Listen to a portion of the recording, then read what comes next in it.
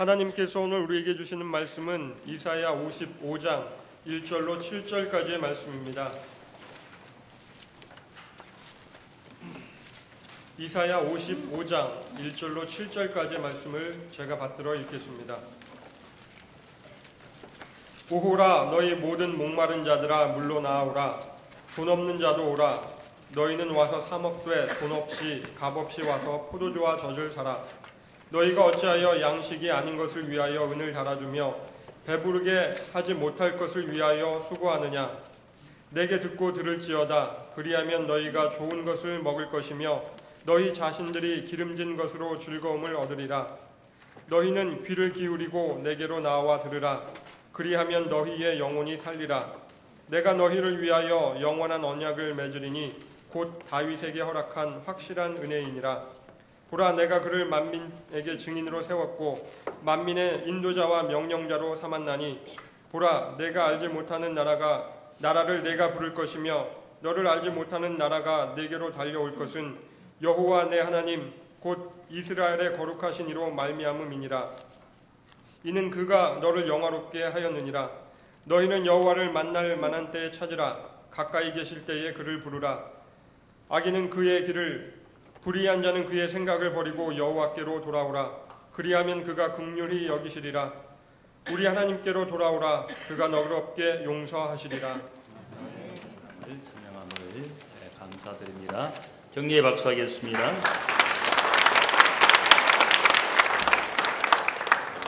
파워포인트가 잘못 나온 것 같습니다. 할렐루야 찬양대의 찬양이었습니다. 19세기 영국의 위대한 설교가 중에 한 사람이었던 찰스 스펄전 목사님은 설교에 대한 자신의 철학을 말하기를, 설교할 수 있는 수많은 성경의 본문들이 있지만 설교가에게서 나와야 하는 설교는 단 하나이다. 그것은 변치 않는 복음의 메시지이고 인생을 부르시는 하나님의 초청이다. 이렇게 말하였습니다. 본문 이사야서 55장의 말씀은 구약에서 가장 유명한 하나님의 초청의 말씀이 거기에 있습니다. 오호라, 너희 목마른 자들아 물로 나아오라. 이 초청의 말씀은 마치 요한복음 7장 37절에서 예수님께서 말씀하시기를 누구든지 목마르거든 내게로 와서 마시라. 나를 믿는 자는 성경의 이름과 같이 그 배에서 생수의 강이 흘러나오리라. 이렇게 자신을 생수로 비유하시면서 인생을 초청하시는 예수님의 초청과 같습니다. 인생의 모든 교훈과 이야기 뒤에는 인생을 부르시고 초청하시는 하나님의 목소리가 담겨 있습니다. 오늘 본문에서 선지자 이사야는 인생을 부르시고 초청하시는 하나님의 이 초청이 어떤 초청인지를 분명하게 말하고 있습니다. 첫 번째는 하나님의 초청은 은혜의 초청이라고 말하고 있습니다. 1절과 2절 말씀을 보면 인생이 참된 양식 아닌 것을 돈으로 사려 하고 배부르게 하지 못할 것을 위하여 수고하는 그런 어리석은 인생이다 라고 말하고 있습니다. 마치 사람들이 굶주리고 목마른 상태에서 시장을 찾게 되면 그 시장에서 진열되어진 모든 것들을 맛있어 보여서 먹고 싶어하는 그런 마음으로 아무거나 사게 되는 아마 그런 인생의 모습이라 할 수 있습니다. 배부른 상태라면 절대로 사지 않을 그런 음식까지 사게 되는 것을 우리가 보지 않습니까? 배에 고프고 목마르기 때문에 보이는 대로 혹은 먹고 싶은 대로 사서 먹고 마셔보지만 그것이 결코 인생을 진정으로 그 배고픔이나 갈증을 채워주지 못하는 것을 우리가 알게 됩니다. 솔로몬 왕은 말년에 전도서 서문에서 말하기를 헛되고 헛되며 헛되고 헛되니 모든 것이 헛되도다. 해 아래서 수고하는 모든 수고가 사람에게 무엇이 유익한 것인가. 이렇게 말하면서 인생이 먹고 마시고 차지하여 누리려 하는 이 모든 인생의 수고가 결국 무익한 것이었다. 헛된 것이었다. 이렇게 한탄을 하고 있습니다. 우리가 세상이라는 장터에 나가게 돼서 헛되고 혹은 소용없는 물품을 사서 써보고는 결국 후회하는 많은 인생들의 한탄을 보게 됩니다.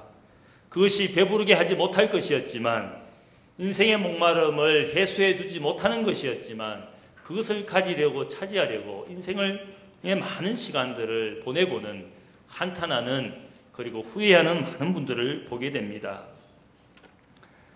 우리가 배고플 때 시장을 가보게 되면 먹지 않아도 될 것을 우리의 시장기 때문에 이것저것 많이 사지 않습니까? 그래서 저는 늘 웬만하면 시장 갈 때에는 밥을 꼭 먹고 갑니다.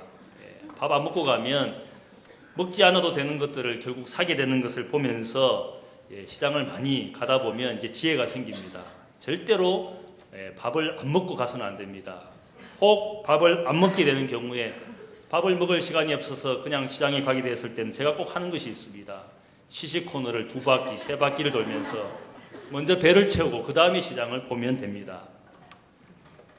분명한 것은 아무리 시식 코너를 많이 돌았다 할지라도 그것은 아직 진정으로 밥을 먹은 것은 아닙니다.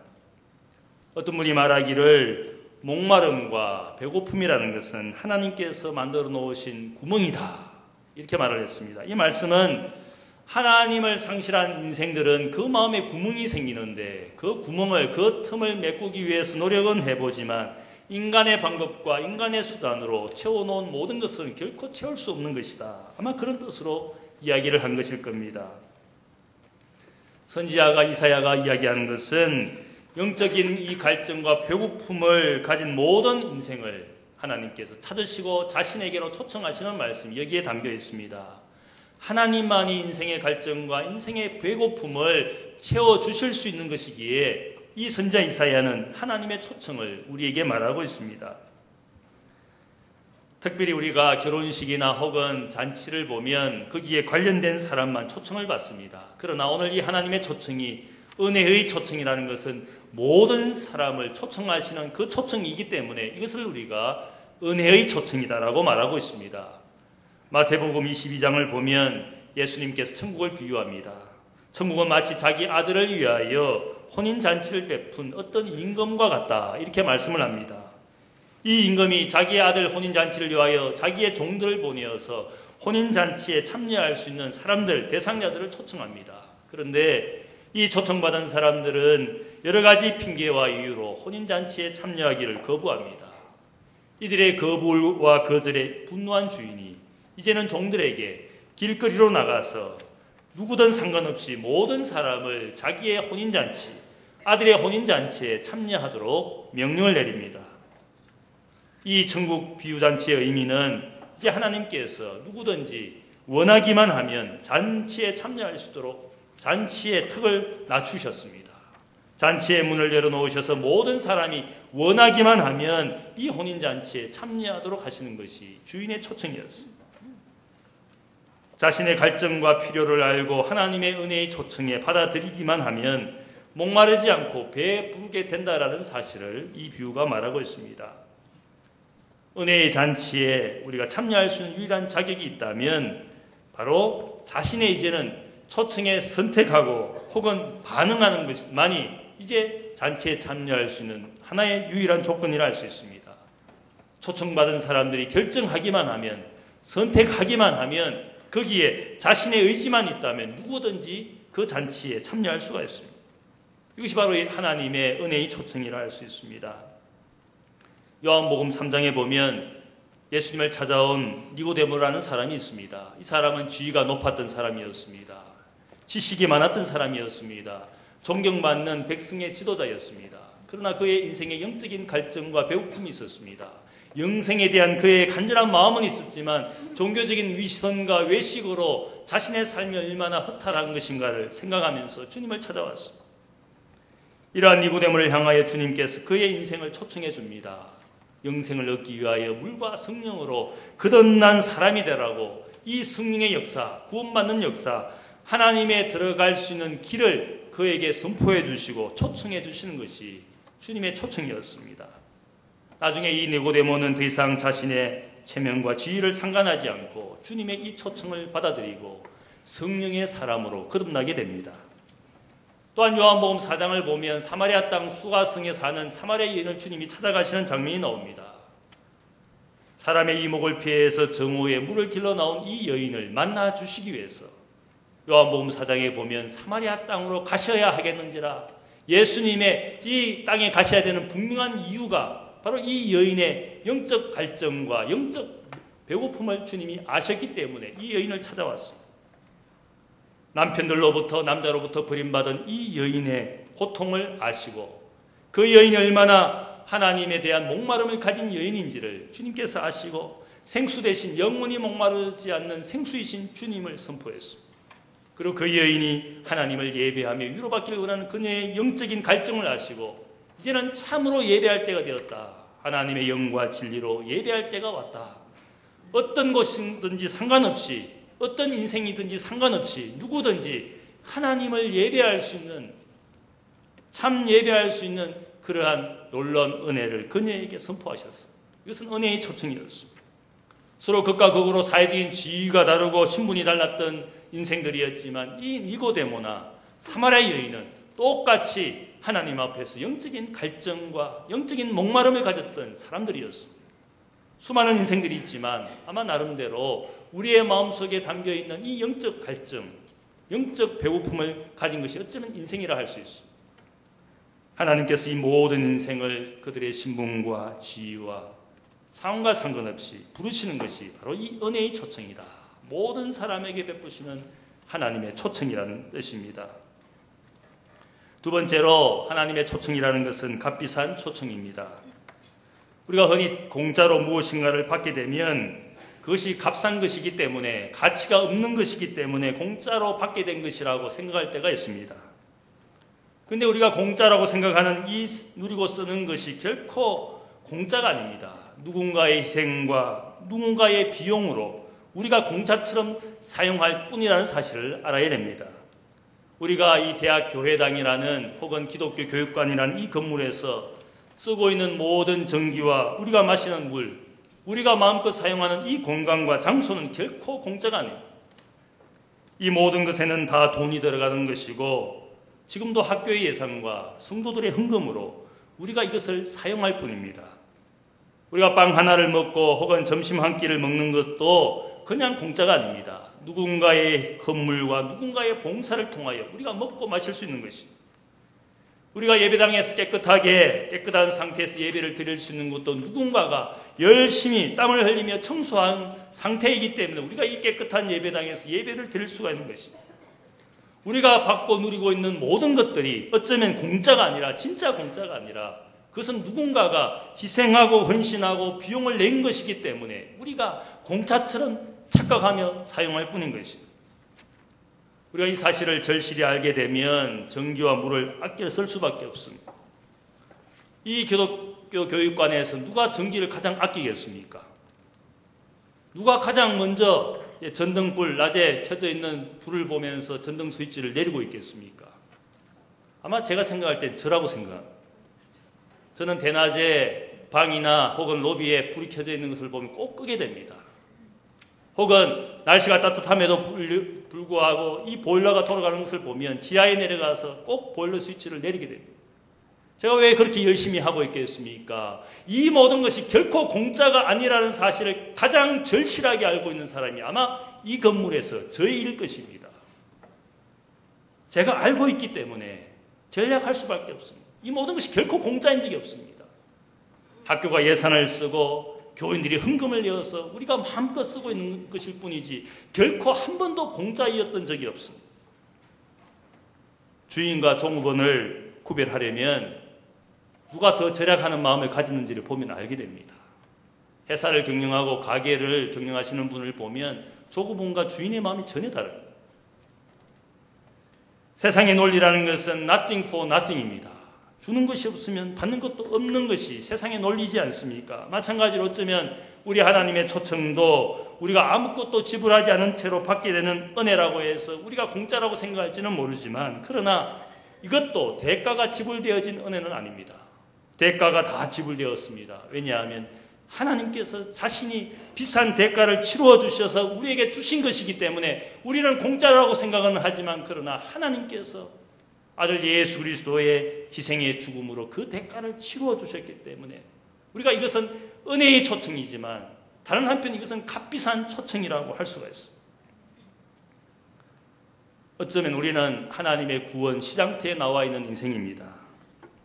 그 시장터에서 우리가 구매를 합니다. 그런데 놀라운 것은 우리가 돈을 지불하지 않고 판매자이신 하나님께서 우리에게 주십니다. 우리가 지불은 하지 않았지만 그 이면에는 판매자이신 하나님께서 자신이 직접 비용을 지불하고 우리에게, 구매자인 우리에게 구원의 선물을 주는 것이 분명합니다. 그래서 이 구원의 시장은, 셀베이션 마켓은 결코 어쩌면 이상한 시장이라 할 수 있습니다. 구매자가 돈을 지불하지 않고 판매자가 자신의 비용으로 지불해서 구매자에게 선물로 주는 것을 보면 우리의 인생이 누리고 있는 이 구원의 시장터에서 우리가 받게 되는 것은 결코 공짜이지 않습니다. 하나님께서 예수의 피값으로 그 비용을 지불해서 우리에게 구원의 선물, 구원의 은혜를 주는 것이라 할 수 있습니다. 이 사실을 절실하게 알게 되면 하나님의 은혜는 결코 대가 없이 받은 값싼 은혜가 아니라는 것을 우리가 알아야 됩니다. 결코 한 번도 공짜인 적이 없다는 사실을 알아야 됩니다. 따라하겠습니다. 값비싼 공짜. 값비싼 공짜예요. 여러분이 먹고 마시고 누리는 모든 것이 결코 공짜인 적이 없습니다. 누군가가 그 일들을 위하여 희생하고 누군가가 우리가 받는 이 은혜를 위하여 죽어주신 사실이 있기 때문에 우리가 받고 누리는 모든 것들이 사실은 당연한 것이라고 할 수 있을지는 모르겠지만 그러나 누군가가 희생한 것입니다. 우리가 지금 자유롭게 이렇게 예배를 드리고 또 자유롭게 신앙생활을 하지만 우리가 이 예배 공간에서 자유롭게 신앙생활을 하지만 사실은 이것도 어쩌면 누군가의 희생이 있었습니다. 가끔씩 세트민의 간증을 들어보면 저 북한 땅의 지하교회 교인들은 이 주일날 예배 한번 모이는 것이 그렇게 힘들고 어려운 것입니다.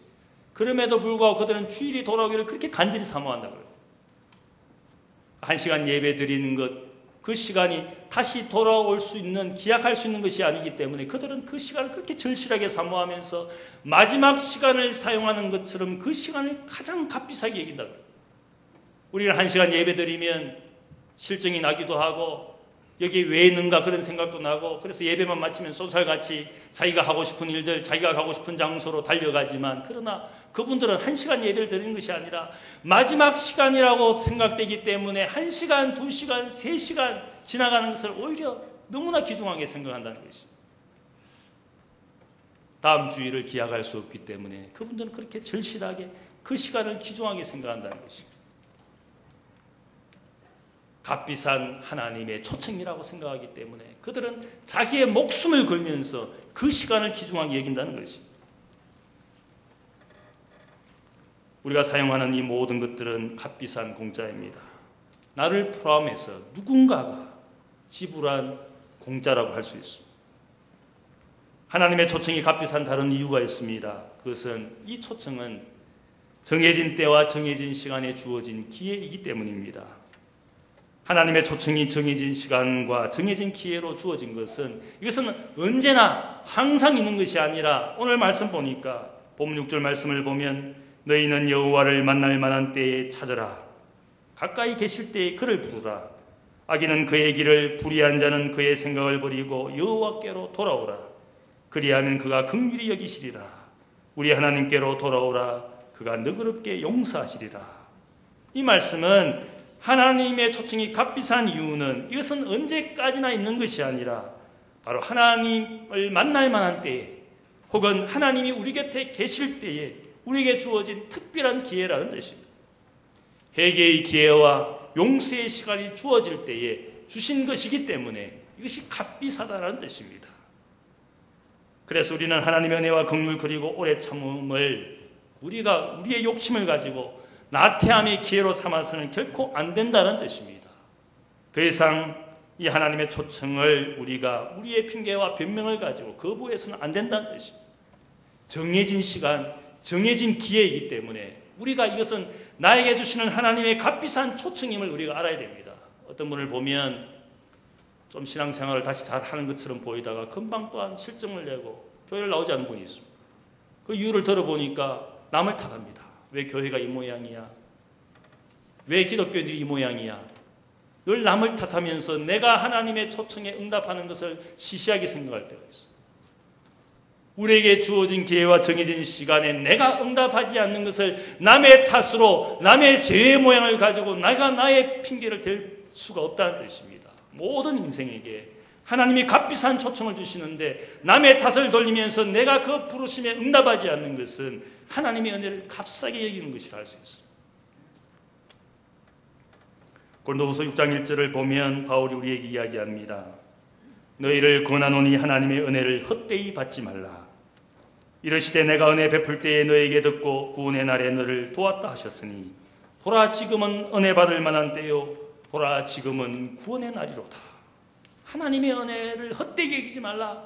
내게 임하신 하나님의 은혜는 비싼 것이기 때문에 나를 부르시는 하나님의 초청은 값비싼 것이기 때문에 내가 그 은혜와 구원이 선포되는 시간에 그 은혜를 받아야 되는 것이고 그 구원의 은혜를, 구원의 역사를 내가 받아들여야 할 책임이 있다는 것입니다.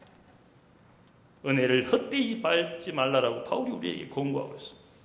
왜냐하면 이것은 주어진 기회, 주어진 시간이기 때문입니다.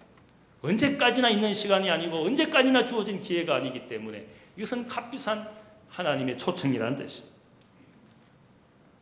이 은혜를 알게 되면 이 은혜를 귀하게 여기게 됩니다. 우리의 인생은 어떻습니까? 우리의 인생은 결코 두 번 사는 인생이 아닙니다. 모든 인생들은 한 번 우리의 삶을 살 뿐이고 그 한 번 산다라는 것은 한 번 기회가 주어졌다라는 뜻입니다. 따라하겠습니다. One life, one chance. 만일 우리가 두 번 살게 되면 다른 찬스, 다른 기회가 오겠지만 그러나 모든 인생은 한 번 사는 인생을 살고 있다는 뜻은 우리의 인생은 한 번 기회가 주어졌다는 뜻입니다.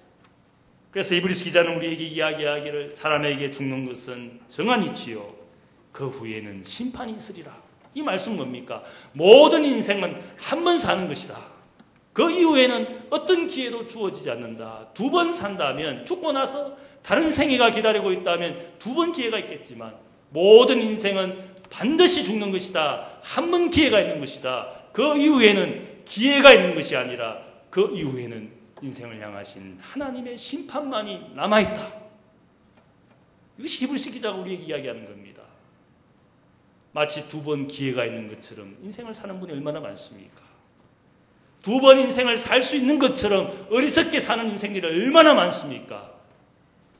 은혜 받을 만한 때 구원받는 시간이 한 번밖에 없다라는 뜻입니다. 여러분의 인생이 오늘 이 문을 나가서 다시 이 문을 들어올 수 있다라고 아무도 보장할 수가 없습니다.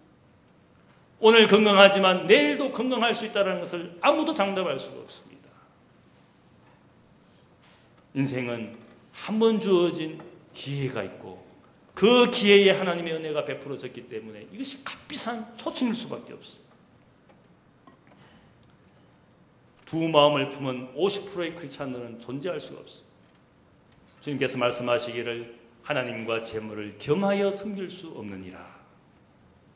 이 말씀의 의미는 뭡니까? 우리는 결코 두 마음을 품고 세상과 하나님을 함께 섬길 수가 없다는 뜻입니다. 50% 크리스찬보다 더 나은 70% 혹은 80%, 90%의 크리스찬들을 크리스찬이라고 더 좋은 크리스찬이라고 혹 생각할지 모르겠지만 그렇지 않습니다. 그리스도인의 삶이라는 것은 전부 아니면 전무입니다. all 아니면 nothing이라는 것이 그리스도인의 삶입니다. 그래서 C.S. 루이스 교수는 말하기를 기독교가 유일하게 할 수 없는 것이 있는데 그것은 적당하게 중요하게 여기는 것이다. 적당하게 중요하다고 생각할 수 없다는 뜻입니다. 적당하게 중요한 것, 그것은 존재하지 않습니다. 가장 중요한 것만이 중요한 것이지 적당하게 중요한 것은 중요한 것이 아니라는 뜻입니다. 그리스도인의 선택은 전부 아니면 전무이고 그리스도인의 선택은 생명 아니면 죽음인 것이고 그리스도인의 선택은 참 아니면 거짓이라는 것입니다. 중간이 존재할 수가 없는 것이 그리스도인에게 주어진 선택입니다. 하나님 주시는 복을 택할 것인가? 하나님이 형벌하시는 화를 택할 것인가? 생명을 얻을 것인가? 영원한 벌 가운데 죽게 될 것인가? 우리에게 둘 중에 하나밖에 없습니다. 기회이지만 그것은 선택을 이야기합니다. 그래서 주님께서도 하나님의 계명을 두 가지로 요약해 주었습니다. 그 요약의 내용이 무엇입니까? 하나님을 사랑하되 너희 마음과 뜻과 힘을 다하여 너의 목숨을 다하여 생명을 다하여 주 너의 하나님을 사랑하라. 적당하게 사랑하고 적당하고 섬기는 것이 아니라 생명까지 바칠 정도로 전부를 하나님을 위해서 사용하라. 하나님을 사랑하라. 두 번째 계명이 무엇입니까? 너의 이웃을 너의 몸처럼 사랑하라. 이 말씀의 의미가 무엇이겠습니까? 사람들은 대부분 자기를 사랑하고 자기의 자녀를 사랑합니다. 희생하고 모든 것을 희생해서라도 자기를 사랑하는 것에는 최고의 사랑을 가지고 사랑합니다. 그 이기적인 최고의 사랑을 가지고 너의 이웃을 너의 몸처럼 사랑하라. 자기를 사랑하는 것만큼 그 사랑이 얼마나 집요합니까? 얼마나 농도가 짙습니까? 자기를 사랑하는 그 이기적인 최고의 사랑을 가지고 너의 이웃을 너의 몸처럼 사랑해봐라. 이 말씀의 의미가 뭡니까? 전부 아니면 nothing이라는 뜻입니다. 하나님의 초청이 값비쌉니다. 한 번 주신 인생의 기회에 주신 하나님의 은혜입니다. 이것은 공짜가 아니라 누군가가 희생하여 지불하는 것입니다. 그것을 우리가 값비싼 하나님의 은혜, 또 이 부르심은 하나님의 값비싼 초청이라 할 수 있습니다. 세 번째로 하나님의 초청은 풍성한 초청입니다.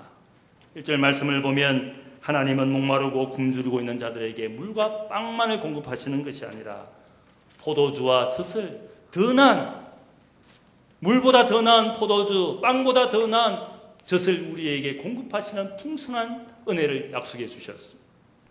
2절 말씀을 보면 단순히 하나님의 선물이 아니라 더 좋은 것, 더 기름진 것으로 너희의 즐거움을 더하여 주실 것이다. 더 좋은 것으로, 더 기름진 것으로. 이 말씀은 풍성한 하나님의 은혜와 복을 이야기합니다. 주님께서 우리에게 말씀하시기를 내가 온 것은 양으로 생명을 얻게 할 뿐만 아니라 더 풍성하게 하기 위해서. 선한 목자 되신 주님께서 단순히 겨우 구원받은 인생, 겨우 예배 한 시간 참여하는 그런 복이 아니라 우리의 생애에 주시는 것은 우리가 더 풍성한 삶과 복을 누릴 수 있도록 우리의 인생을 부르시는 하나님의 초청이라는 뜻입니다. 3절 말씀을 보면 하나님께서 다윗에게 주신 영원한 약속과 확실한 은혜를 너희 모두에게도 주실 것이다 라고 말씀하고 있습니다. 다윗이 어떤 사람입니까? 일평생 하나님을 사랑하고 섬겼던 사람이었습니다. 이 다윗의 믿음을 보시고 그를 축복해 주시기를 영원한 약속, 확실한 은혜를 그에게 주었습니다. 사무엘하 7장을 보면 다윗에게 약속하시기를 너의 집과 너의 나라가 내 앞에서 영원히 보존되고 너의 왕위가 영원히 견고하게 되리라. 이것이 유명한 다윗에게 주신 약속이었습니다. 그래서 다윗의 후손을 통하여 계속적으로 유다 왕국의 왕이 되는 복을 받았습니다. 그의 후손을 통하여 영원한 나라, 바로 다윗의 자손으로 오신 예수 그리스도를 통하여 영원한 나라가 이루어지지 않았습니까? 다윗에게 주신 약속이 얼마나 크고 위대한 약속입니까? 이 다윗에게 주신 영원한 약속, 확실한 은혜를 너희 모두에게 주실 것이다. 이 풍성한 은혜와 복을 우리에게 약속해 주었어. 이 풍성한 복과 약속을 누리는 조건은 단 한 가지입니다. 3절 말씀을 보면 너희는 귀를 기울이고 내게로 나와 들으라 그리하면 너희 영혼이 살리라.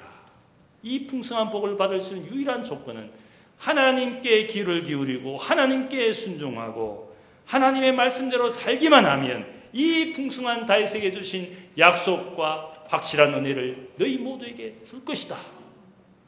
여기에 우리에게 풍성한 복이 약속되어졌습니다.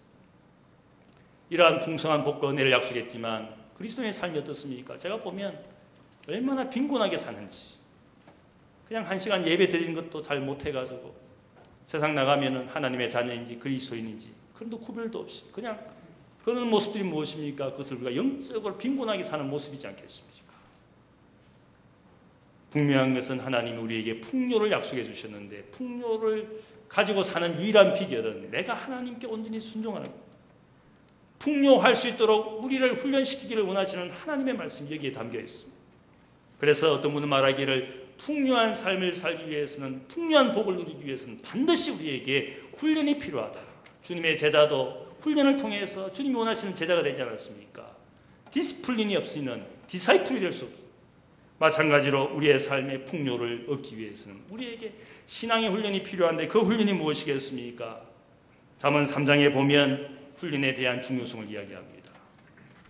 너는 범사의 하나님을 인정하라. 그리하면 너의 인생의 길을 인도하시리라. 스스로 지혜롭게 여기지 말지어다. 여호와를 경외하며 악을 떠날지어다. 이것이 너의 몸의 양약이 되어 너의 골수를 윤택하게 하리라. 너의 재물과 너의 소산물의 천 익은 열매로 여호와를 공경하라. 그리하면 너의 창고가 가득히 차고 너의 포도주 접털에 새 포도즙이 넘치리라. 이 말씀은 너의 모든 인생의 길에, 인생의 모양에 하나님을 주인으로 인정하라. 하나님을 인생의 주인으로 인정하는 삶의 모든 모양이 되라. 그래야 하면 하나님께서 너의 모든 소산을 풍성케 하실 것이다. 우리의 모든 삶의 영역에 하나님이 주인 되시지 못하면 우리의 삶은 가난하게 살 수밖에 없어. 하나님을 인정하고 경외하는 법을 훈련받아야 됩니다. 악에서 떠나고 선하게 사는 법을 배워야 됩니다. 또한 우리가 가진 물질을 가지고 하나님과 이웃을 섬기는 법을 배워야 됩니다. 왜 그것을 배워야 됩니까? 그것이 풍요하게 되는 비결이기 때문에. 겨우 구원 얻는 것만으로 만족하여 살지 말고 우리의 삶의 풍성함을 약속하신 하나님을 경험하려면 내가 하나님을 온전히 순종하는 법을 배워야 되고 훈련받아야 되는 것입니다. 얼마나 우리가 풍성한 삶을 누릴 수 있는지 이런 이야기가 있습니다. 바다에서 풍랑을 만나서 배가 난파된 선원들이 작은 보트를 타고 며칠 동안 양식과 물을 먹지도 못한 채 브라질 해안가를 표류하고 있었습니다. 바닷물을 퍼먹을 수 없어서 먹지 못하고 마시지 못하고 참고 견디어내고 있었습니다. 그러다가 지나가는 배를 발견했습니다. 그 배에 타고 있는 선원들을 향하여 소리 질렀습니다. 제발 물 좀 주십시오. 제발 물 좀 주세요. 안타깝게 부르짖었습니다. 그때 그 배에 있던 선원들이 이 사람들에게 말하기를 그냥 당신이 가지고 있는 물동이를 가지고 당신 배 밑에 흐르는 물을 떠먹으십시오. 이렇게 대답을 해 주었습니다. 그러니까 이 표류하고 있던 선원들이 화를 내었습니다. 당신들 지금 누군 약 올리는 것이냐고. 그때 이 배에 타고 있던 선원들이 말하기를 당신들은 이미 거대한 아마존 강에 떠 있습니다. 그냥 그 강에 당신의 물동이를 내려서 떠먹기만 하면 됩니다. 더 이상 바다에 표류하고 있는 것이 아니라 이 거대한 아마존 강에 당신과 당신의 배가 이미 들어와 있습니다. 그냥 당신이 당신의 물그릇을 가지고 떠먹기만 하면 됩니다. 우리는 이미 하나님의 풍성한 강에 들어와 있는 줄로 믿습니다. 풍성한 복과 은혜가 저 멀리 있는 것이 아니라 우리 곁에 이미 존재하고 있습니다. 다만 내가 하나님의 말씀에 순종해서 우리의 상황과 환경 때문에 스스로 착각하고 살 것이 아니라 이미 하나님의 은혜를 받고 하나님의 구원의 은총을 받고 풍성한 약속을 받은 우리가 이 땅에 와 있지 않습니까? 이 순간에 와 있지 않습니까? 우리 모두가 하나님의 초청을 받은 줄로 믿습니다. 그 초청은 값비싼 초청입니다. 은혜의 초청입니다. 또한 그냥 가난하게 살도록 만드신 초청이 아니라 풍성한 삶과 복을 약속하신 초청입니다. 순종만 하면, 믿기만 하면, 자신의 의지를 가지고 이 초청에 응답만 하면 우리의 삶에 풍요와 복이 많은 줄로 믿습니다. 우리에게 주어진 것들이 결코 공짜가 아닙니다. 우리가 더 하나님의 은혜에 감사하면서 알게 되면 그 은혜를 우리가 감사하면서 우리의 모든 인생에 주어진 시간과 세월들을 결코 어리석게 사용하지 않게 될 겁니다. 한 번 주어진 인생입니다. 여러분에게 한 번의 기회만 있습니다. 그 기회를 우리가 소중하게 생각하고 날마다 하나님의 은혜 응답하시는 여러분 모두가 되시기를 주님의 이름으로 축복합니다. 기도하겠습니다. 사랑의 아버지 하나님 감사합니다. 한 번 주신 인생의 삶에 구원의 기회를 주시고 풍성한 복의 기회를 주셔서 우리를 하나님의 자녀로 불러주심을 감사합니다. 우리는 풍성한 은혜의 강에 이미 들어와 있습니다. 우리가 응답하지 못하고 믿지 못하여 가난하게 사는 것을 주께 고백합니다. 우리의 믿음 없음과 불순종을 용서하여 주옵소서.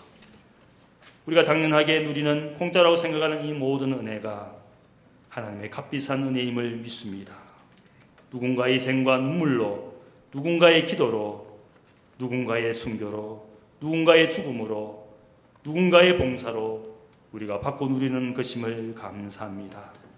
이 은혜를 살고 이 은혜를 따라 살고 하나님의 기쁨 되는 하나님의 모든 자녀들이 되게 하여 주옵소서. 감사하며 예수님의 이름으로 기도하옵나이다. 아멘.